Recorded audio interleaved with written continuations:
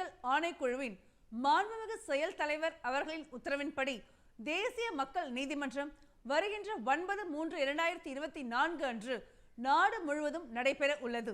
அதன்படி தமிழ்நாட்டிலும் தமிழ்நாடு மாநில சட்டப்பணிகள் ஆணைக்குழுவின் புரவலரும் சென்னை உயர்நீதிமன்ற தலைமை நீதியரசர் அவர்களின் வழிகாட்டுதலின்படியும் தமிழ்நாடு மாநில சட்டப்பணிகள் ஆணைக்குழுவின் செயல் தலைவர் அவர்களின் உத்தரவின்படி மாவட்ட மற்றும் தாலுகா அளவில் உள்ள நீதிமன்றங்கள் முதல் உயர்நீதிமன்றம் வரை உள்ள அனைத்து சட்டப்பணிகள் ஆணைக்குழுக்கள் சார்பில் தேசிய மக்கள் நீதிமன்றம் வருகின்ற 9/3/2024 அன்று நடைபெற உள்ளது.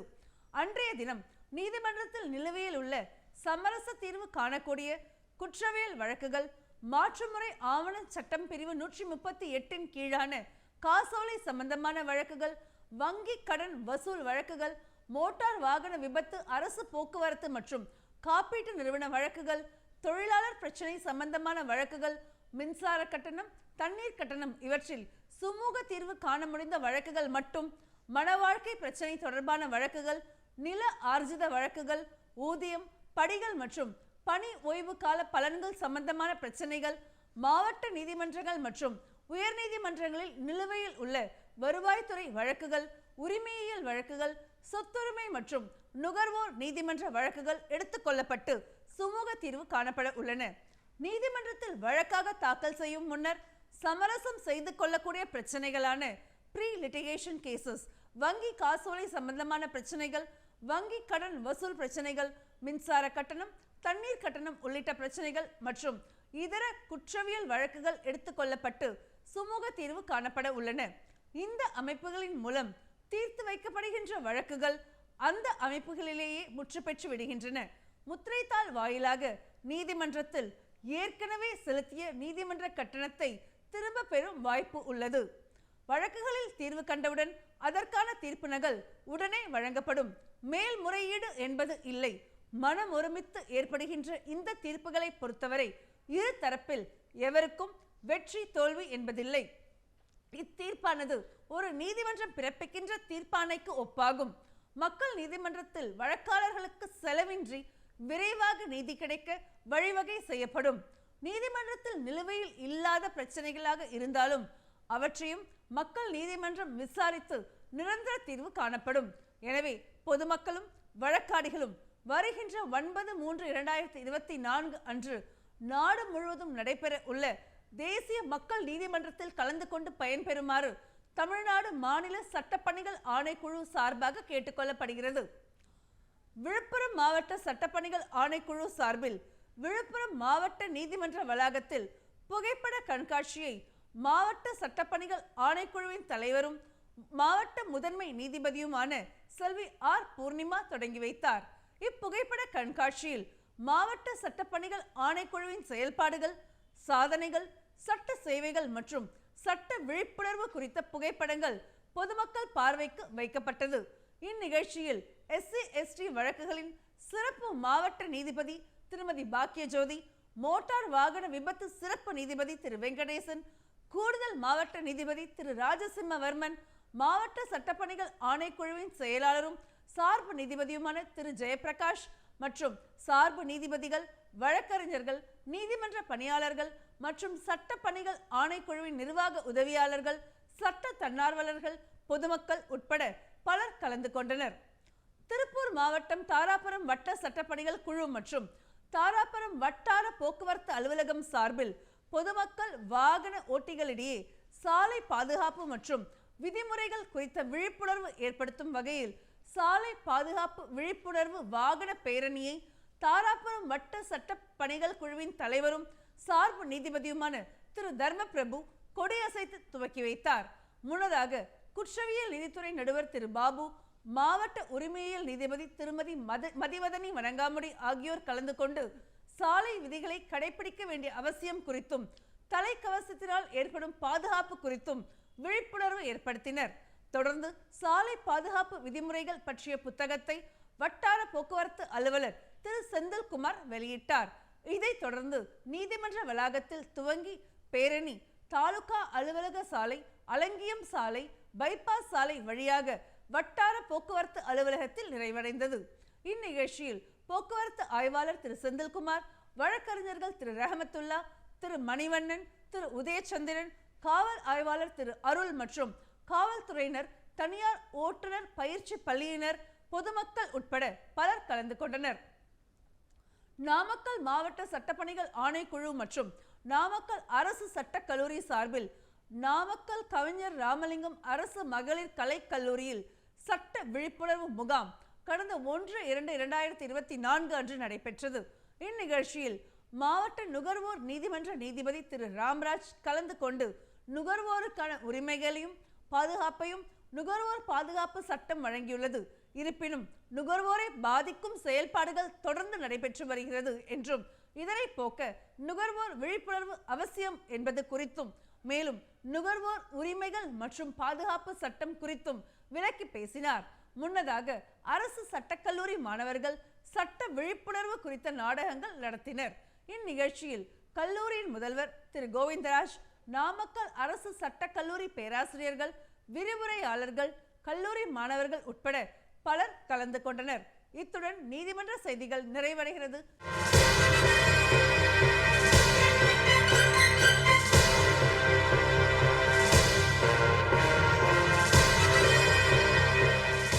வணக்கம். சட்ட தகவல்கள். இன்றைய சட்ட தகவல் நிகழ்ச்சியில் வணிக வழக்குகளில் விரைவான தீர்வு காண்பது எவ்வாறு என்பதை பற்றி விரிவாக காண்போம். இந்தியாவின் நீதித்துறை இண்டிபெண்டன்ட் எனப்படும் தனித்தன்மை கொண்ட அமைப்பாகும். உலகிலேயே அதிகமான வழக்குகளை விசாரித்து தீர்ப்பு நல்கி நீதி பரிபாலனம் செய்யும் மிகப்பெரிய துறையாக இந்திய நீதித்துறை விளங்கி வருகிறது. கோட்ட அளவில் நீதித்துறை நடுவர், முன்சிஃப் அல்லது உரிமையியல் நீதிமன்றம் முதல் மாவட்ட அளவில் அமர்வு நீதிமன்றங்கள், மாநிலங்களில் உயர் நீதிமன்றங்கள் மற்றும் நாட்டின் மிக உயர்ந்த நீதிமன்றமாக உச்ச நீதிமன்றம் என்று பல்வேறு நிலைகளிலும் பூசல்களை தீர்த்து வைத்து குடிமக்களின் அடிப்படை உரிமைகளை நிலைநாட்டி நிவாரணங்கள் வழங்கி வரும் அரசியலமைப்பு சட்டத்தின் உருவாக்கமாக நீதிமன்ற அமைப்பு செயல்பட்டு வருகிறது. 2014ஆம் ஆண்டு உலக வங்கி 189 நாடுகளின் நீதிமன்ற அமைப்புகளை பற்றி ஒரு ஆய்வு மேற்கொண்டது.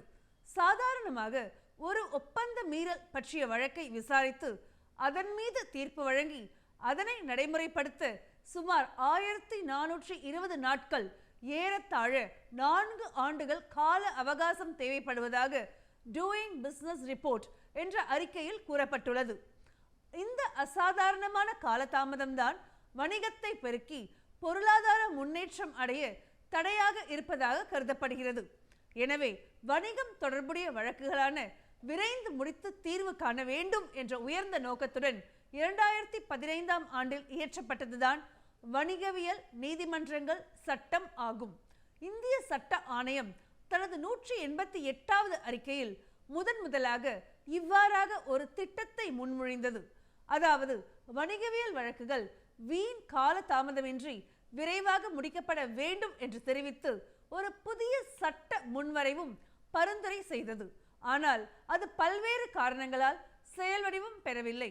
அதன் பின்னர் இந்தியாவின் 20வது சட்ட ஆணையம் நீதியரசர் AP ஷா தலைமையில் 2015ஆம் ஆண்டு ஜனவரி 29ஆம் நாள் தமது 253வது அறிக்கையை சமர்ப்பித்தது.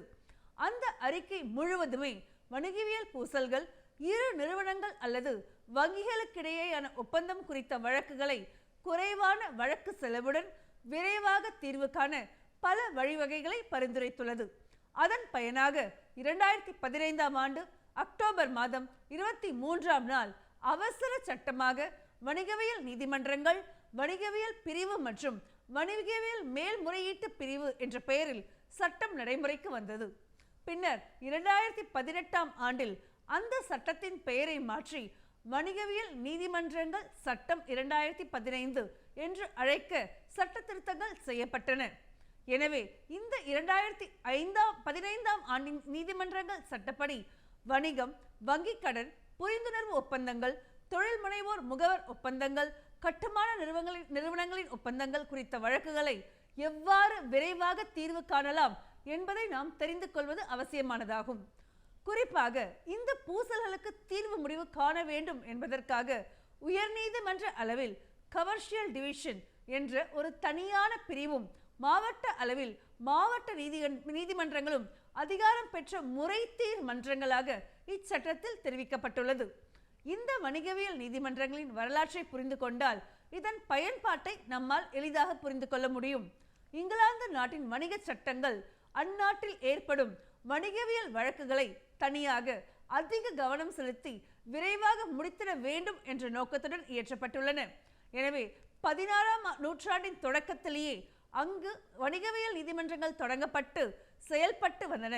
அவற்றை பீப்போர்டர் கோர்ட், அதாவது சந்தைகளில் வணிக வளாகங்களில் இயங்கும் நீதிமன்றம் என்ற பொருளான உணர்த்துவதாக அவை அமைந்திருந்தன. வணிகம் பெருமளவு நடைபெறும் சந்தைகளுக்கு அருகிலேயே அத்தகைய நீதிமன்றங்கள் வணிகம் செய்வோர் வசதியாக பயன்படுத்திக் கொள்ளும் வகையில் அவை செயல்பட்டு நல்ல வியாபார சூழலை ஏற்படுத்தி கொடுத்ததாக சட்ட வரலாற்றாசிரியர்கள் குறியிடுகின்றனர். இவற்றை கேட்கும்போது இந்தியாவில் இயற்றப்பட்ட 2015ஆம் ஆண்டு வணிகவியல் நீதிமன்றங்களின் சட்டப்படி வணிக பூசல் என்றால் என்ன? Commercial dispute. எத்தகைய வழக்குகளை ஒரு வணிகவியல் நீதிமன்றம் விசாரிக்க முடியும் என்ற கேள்வி எல்லோருடைய மனதிலும் எழலாம். வணிக நீதிமன்றம் சட்டப்பிரிவு 2 உட்பிரிவு 1 கமர்ஷியல் டிஸ்பியூட், அதாவது வணிக பூசல் என்றால் என்ன என்பதை 22 வகையான வணிக செயல்பாடுகள் மற்றும் ஆவணங்களை உட்படுத்தி விளக்கியுள்ளது. அதாவது வங்கிகள், நிதி நிறுவனங்கள், தொழில் முனைவோர், வர்த்தகர்கள் ஆகியோருக்கிடையே ஏற்படும் வணிகம் சார்ந்த ஆவணங்கள் தொடர்பான சர்ச்சைகள், அவற்றில் சொல்லப்பட்டுள்ள சங்கதிகளின் விளக்கங்கள் பற்றிய பிரச்சனைகள் அனைத்தும் வணிக பூசல்கள் ஆகும். மேலும் ஏற்றுமதி, இறக்குமதி வணிக சேவை, கடல்சார் சட்டங்கள் தொடர்பான சர்ச்சைகள், விமானம், விமான எந்திரங்கள் மற்றும் அதன் உபகரணங்கள் விற்பனை, குத்தகை தொடர்புடைய பிரச்சனைகள், சாலை வழியாக பொருட்களை அனுப்பி வைக்கும் சேவையில் ஏற்படும் வழக்குகள், கட்டுமான நிறுவனங்கள் மற்றும் உள்கட்டமைப்பு மேம்படுத்தும் அமைப்புகள் வெளியிடும் டெண்டர்கள், செய்து கொள்ளும் ஒப்பந்தங்கள் என பெரும்பாலான நவீன தொழில்கள், தொழில் சார்ந்த சேவைகள் அனைத்தையும் வணிக பூசல் என்ற வரையறைக்குள் அடக்கிவிடலாம். இது தவிர வியாபார நோக்கத்திற்காக பயன்படுத்தப்படும் அசையா சொத்துக்கள் குறித்த உடன்படிக்கைகள், முகவர் உடன்படிக்கைகள், விநியோகம் மற்றும் உரிம உடன்படிக்கைகள், நிர்வாகம் மற்றும் ஆலோசனை வழங்கும் நிலையங்களில் செய்து கொள்ளும் உடன்படிக்கைகள், கூட்டு உடன்படிக்கைகள், பங்குதாரர்கள் இடையே மேற்கொள்ளப்படும் உடன்படிக்கைகள், இவற்றுடன் ஒரு சேவை அல்லது அதன் பயன்பாடு குறித்த ஆவணங்கள் அனைத்தும் வணிக பூசல் என்ற வரையறைக்குள் அடங்குகின்றன. சாதாரணமாக ஒரு கூட்டாண்மை நிறுவனத்தின் வியாபார சர்ச்சைகள், தொழில்நுட்ப வளர்ச்சி ஆவணங்களின் அடிப்படையிலான சட்ட பிரச்சனைகள் ஆகியவற்றுடன் இன்றைய நவீன உலகத்தில் புதிய சொத்துரிமையாக கருதப்படும் அறிவுசார் சொத்துரிமை, பதிப்புரிமை, புவிசார் குறியீடு உள்ளிட்ட அனைத்து நவீன தொழில்நுட்ப பூசல்கள் ஆகியவை வணிக பூசல்களாக வரையறுக்கப்பட்டுள்ளன.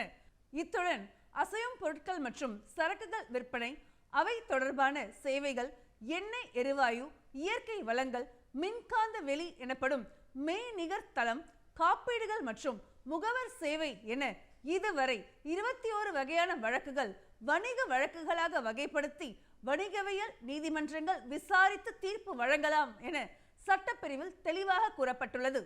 வணிக பூசல்களை சிறப்பாக அமைக்கப்பட்டுள்ள வணிகவியல் நீதிமன்றங்களில் முன்னிடுவதால் என்ன பயன் என்றால், வணிகவியல் நீதிமன்றங்கள் வழக்குகளை விரைந்து விசாரித்து தீர்வு காண்பதற்காக உருவாக்கப்பட்டவை. அதனால் வழக்குகளை வீணாக காலதாமதம் செய்து தீர்வின் பலன் வழக்கின் தரப்பினர் அடையாமல் மறுத்து வரும் நிலை முற்றிலுமாக தவிர்க்கப்பட்டுள்ளது. குறிப்பாக ஒரு வணிக வழக்கில் அழைப்பாணை கிடைக்க பெற்ற பிரதிவாதி உடனடியாக நீதிமன்றத்தில் முன்னிலையாகி அந்த அழைப்பாணை கிடைக்க பெற்ற 30 நாட்களுக்குள் தனது தரப்பிலான நியாயத்தை அல்லது தனது நிலைப்பாட்டை எதிர் வழக்குரையாக தாக்கல் செய்ய வேண்டும். 30 நாட்கள் கால வரையறைக்குள் தாக்கல் செய்ய முடியாத நிலையில் கூடுதலாக ஆவணங்கள் அல்லது வழக்கு பற்றிய தகவல்கள் தேவைப்படுவதாக அந்த பிரதிவாதி கருதினால் உரிய மனு செய்து நீதிமன்றத்தின் அனுமதியை பெற வேண்டும்.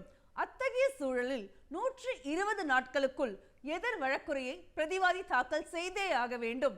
தவறினால் அந்த வழக்கில் எதிர்நிலைப்பாட்டை தெரிவிக்கும் உரிமையை அந்த பிரதிவாதி இழந்து விடுகிறார். 120 நாட்களுக்கு பிறகு அந்த பிரதிவாதியால் வழக்கில் எதிர் வழக்குரை தாக்கல் செய்ய முடியாது. என்ன காரணத்தை முன்வைத்து அனுமதி கேட்டாலும் நீதிமன்றம் கால நீட்டிப்பு செய்து 120 நாட்களுக்கு பிறகு எதிர் வழக்குரை தாக்கல் செய்ய அனுமதிக்க கூடாது என்று மாண்புமிகு உச்சநீதிமன்றம் 2019ஆம் ஆண்டில் வழங்கிய SCG கான்ட்ராக்ட்ஸ் என்ற வழக்கில் தீர்ப்பு கூறியுள்ளது. இந்த விரைந்து வழக்கை அணுகும் முறைக்காக 1908ஆம் ஆண்டின் உரிமையியல் நடைமுறை சட்டத்தில் சிவில் ப்ரொசீஜர் கோட் உரிய திருத்தங்களும் செய்யப்பட்டுள்ளன. ஒரு வழக்கின் பிரதிவாதி வாதி தாக்கல் செய்துள்ள ஆவணங்களை முழுமையாக பரிசீலிக்க விரும்பினால் எதிர் வழக்குரை தாக்கல் செய்த 30 நாட்களுக்குள் நீதிமன்றத்தில் மனு செய்து அந்த ஆவணங்களை பார்வையிட்டு வழக்கு குறித்து முழுமையான தகவல்களை மேற்கொண்டு எதிர் வழக்காடலாம். மேலும் வணிக பூசல்கள் குறித்த சிறப்பு அம்சமே கேஸ் மேனேஜ்மெண்ட் ஹியரிங் என்று சொல்லப்படும் வழக்கு விசாரணை மேலாண்மை ஆகும். ஒரு வழக்கின் வாதி பிரதிவாதிகள் தங்களது நிலைப்பாட்டை தெரிவித்து அவ்வழக்கின் சங்கதிகள் மற்றும் ஆவணங்கள் குறித்து ஏற்றுக்கொள்ளும் அல்லது மறுக்கும் நிலையை தெரிவித்த பிறகு 4 வாரங்களுக்குள் நீதிமன்றம் வழக்கு விசாரணை மேலாண்மை என்ற புதிய கருத்தாக்கத்தின்படி வழக்கின் முழுமையான விசாரணைகள் எந்த நாளில் எவ்வாறு நடைபெறும் என்பதை தரப்பினர்களுக்கு உணர்த்தும் வகையில் விரிவான அட்டவணை வெளியிட வேண்டும். அதனை பின்பற்றி தரப்பினர்களும் தங்களது சார்பில் ஆவண வாய்மொழி சாட்சியங்களையும் வாதங்களையும் முன்வைக்க வேண்டும். இவ்வாறு வழக்கை விசாரித்த ஒரு வணிகவியல் நீதிமன்றம் வழக்கின் இறுதி விசாரணை முடிந்த 90 நாட்களுக்குள் தீர்ப்பினை பகர வேண்டும். வழங்கப்பட்ட தீர்ப்பினால் குறையற்றதாக கருதும் தரப்பினர் 60 நாட்களுக்குள் மேல்முறையீடு செய்ய வேண்டும். எனவே வணிகவியல் வழக்குகளில் சரியான கால அட்டவணை வகுக்கப்பட்டு அதன் அடிப்படையில் வழக்கு விசாரணை மேற்கொள்ளப்படுவதால் கால தாமதமின்றி நீதி கிடைக்க வழிவகை செய்யப்பட்டுள்ளது. பொதுவாக காலம் கடந்து வழங்கப்படும் நீதி மறுக்கப்பட்ட நீதிக்கு சமம் என்று சட்டவியலர் மத்தியில் ஒரு சொல்வழக்கம் உண்டு. வணிகவியல் நீதிமன்றங்கள் சட்டத்தின் பயனாக இவ்வாறு கால தாமதமின்றி உரிய காலத்திற்குள் மற்ற வழக்குகளை விட விரைவாகவும் தீர்வு கிடைக்க வாய்ப்பு உருவாக்கப்பட்டுள்ளது. தமிழ்நாட்டில் மெட்ராஸ் ஹைகோர்ட் அதாவது உயர்நீதிமன்றத்தில் கமர்ஷியல் டிவிஷன் மற்றும் கமர்ஷியல் மேல்முறையீட்டு பிரிவுகள் செயல்பட்டு வரும் நிலையில் மாவட்ட அளவில் முதலாவது வணிகவியல் நீதிமன்றம் சென்னை எழும்பூரில் ஏப்ரல் 23, 2022 முதல் செயல்பட்டு வருகிறது.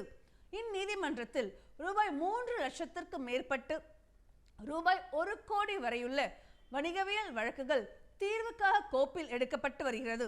இவை தவிர சென்னை மாநகர உரிமையியல் நீதிமன்றங்களிலும் நிலுவையில் இருந்த வணிகவியல் வழக்குகள் அடையாளம் காணப்பட்டு இந்த வணிகவியல் நீதிமன்றத்திற்கு அனுப்பி வைக்கப்பட்டுள்ளது. அவைகள் புதிய வணிக வழக்காக கோப்பில் எடுக்கப்பட்டு புதிய வழக்கு எண் வழங்கப்பட்டு விசாரணைக்கு எடுத்துக் கொள்ளப்பட்டுள்ளன. அந்த வழக்குகளில் உரிமையியல் நடைமுறை சட்ட பிரிவுகள் பின்பற்றப்பட மாட்டாது. மாறாக வணிகவியல் நீதிமன்றங்கள் சட்டம் 2015 பிரிவுகள் முறையாக பின்பற்றப்பட்டு விரைந்து பூசல்களுக்கு தீர்வு காண முயற்சிகள் மேற்கொள்ளப்பட்டுள்ளன. வழக்கிற்கு முந்தைய சமரசம் என்ற புதிய நிலைப்பாடு வணிகவியல் வழக்குகளில் நடைமுறைப்படுத்தப்பட்டுள்ளது. இந்த புதிய நடைமுறை 2018ஆம் ஆண்டு கொண்டுவரப்பட்ட சட்ட திருத்தத்தின் அடிப்படையில் பிரிவு 12A என்ற புதிய சட்டப்பிரிவு வணிகவியல் நீதிமன்றங்களின் சட்டத்தில் சேர்க்கப்பட்டுள்ளது. அதன்படி வணிக பூசலில் தீர்வு காண்பதற்காக ஒரு வழக்கை முன்னிடும் வாதியானவர் நேரடியாக வணிகவியல் நீதிமன்றத்தை அணுகுவதில் ஒரு மாற்றம் கொண்டுவரப்பட்டுள்ளது. அதன்படி வழக்கை முன்னிடுவதற்கு முன் சமரச முயற்சி அதாவது pre institution mediation and settlement என்ற முறையில் வழக்கை முடிக்க முயற்சிகள் மேற்கொள்ள வேண்டும். மாவட்ட அளவிலான சட்டப்பணிகள் ஆணைக்குழு மற்றும் சமரச தீர்வு மையத்தில் அந்த வழக்கினை எடுத்து சென்று உரிய கட்டணம் செலுத்தி சமரச முயற்சி செய்த பின்னரே வணிகவியல் நீதிமன்றத்தை அணுக முடியும். இந்த சமரச முயற்சிக்கான கால அளவு 3 மாதங்களாகும். சமரச மையம் நியாயம் என கருதும் பட்சத்தில் 2 மாத கூடுதல் அவகாசம் அளிக்கலாம். அந்த சமரச மையங்கள் வழக்கின் எதிர்த்தரப்பினருக்கு அழைப்பானை அனுப்பி வரவழைத்து விசாரித்து வணிக பூசலை தீர்க்க எல்லா முயற்சிகளையும் மேற்கொள்ள வேண்டும். இரு தரப்பினர்களுக்கிடையே தீர்வு ஏற்பட்டால் அதனை பதிவு செய்து அதனை ஒரு இசைவு தீர்ப்பாணையாக வரைவு செய்ய வேண்டும். சமரச தீர்வு ஏற்படவில்லை என்றால் விசாரணை குறிப்புகளை எழுதி ஒரு அறிக்கையாக தரப்பினருக்கு வழங்க வேண்டும். அதன் அடிப்படையில்தான் வாதி வணிகவியல் நீதிமன்றத்தில் வழக்கை தாக்கல் செய்திட முடியும். ஒரு வணிகவியல் வழக்கில் அவசரமாக ஒரு இடைநிலை தீர்வு அல்லது உத்தரவு தேவைப்படும் போது வாதி மேற்சொன்ன வழக்கை தாக்கல் செய்வதற்கு முன் சமரச முயற்சி நடவடிக்கைகளில் ஈடுபடாமல் வழக்கின் அவசர நிலை கருதி நேரடியாக வணிகவியல் நீதிமன்றங்களை அணுகலாம். வணிகவியல் வழக்குகளை தாக்கல் செய்யும் வாதி சரியான விவரங்களுடன் எத்தகைய சங்கதிகளையும் மறைக்காமல் தெளிவாக வழக்கை தாக்கல் செய்ய வேண்டும்.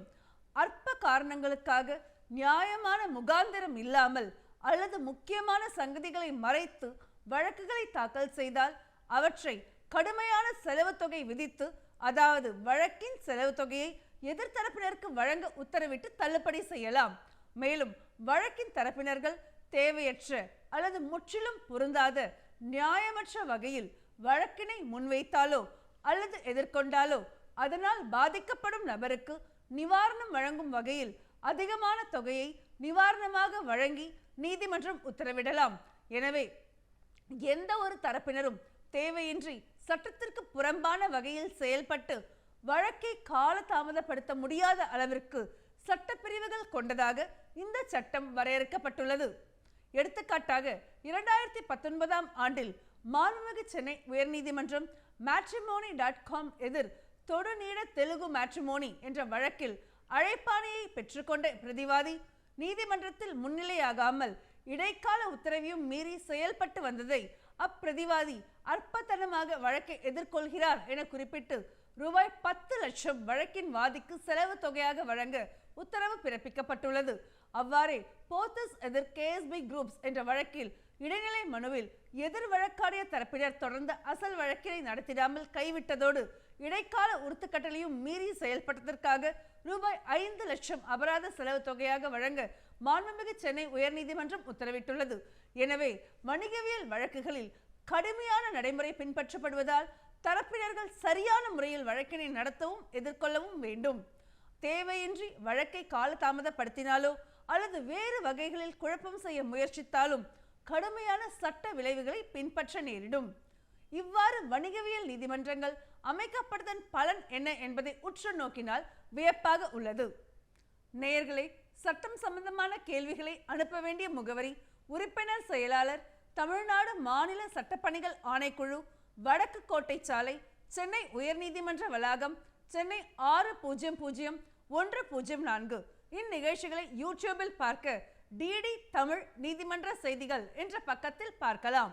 மேலும் சட்ட உதவிக்கு தேசிய சட்டப்பணிகள் ஆணைக்குழு உதவி எண் 151000 என்ற எண்ணை தொடர்பு கொள்ளவும். இத்துடன் சட்ட செய்திகள் நிறைவடைகிறது. நன்றி, வணக்கம்.